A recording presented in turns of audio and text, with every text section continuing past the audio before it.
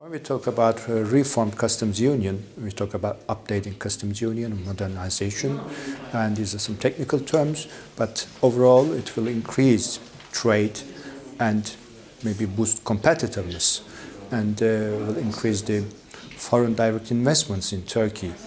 Just remember 2 decades ago when we had the customs union, which only covered manufacturing products and processed agricultural goods.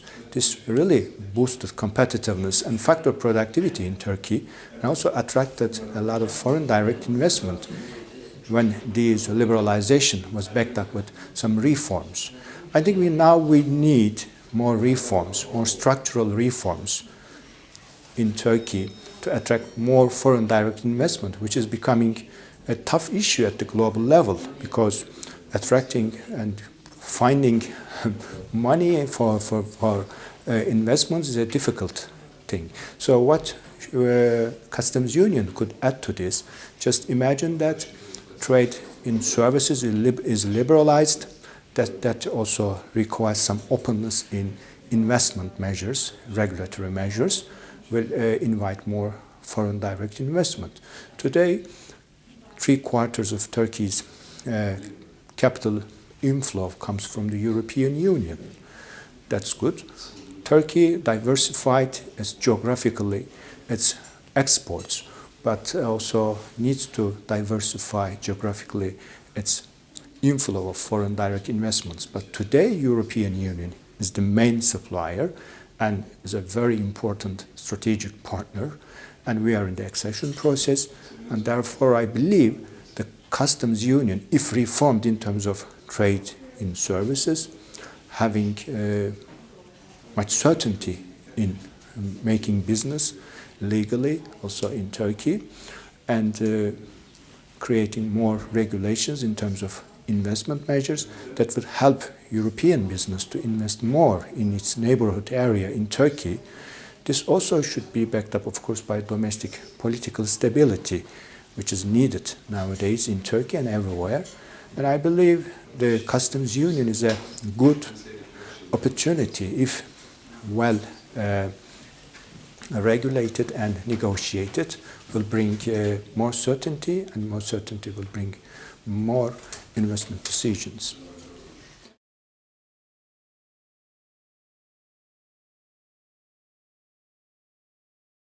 Actually, we are living in a global area where trade agreements are proliferating, and also they face with several challenges. And sometimes we need to be more flexible in having diverse issues to regulate under trade agreements. And we have a lot of hybrid approach, like deep and comprehensive agreements, very comprehensive economic and trade agreements, or customs unions. In the case of Turkey and EU customs union, not only its importance politically as the link for association, but also technically this means improving trade and jobs and growth.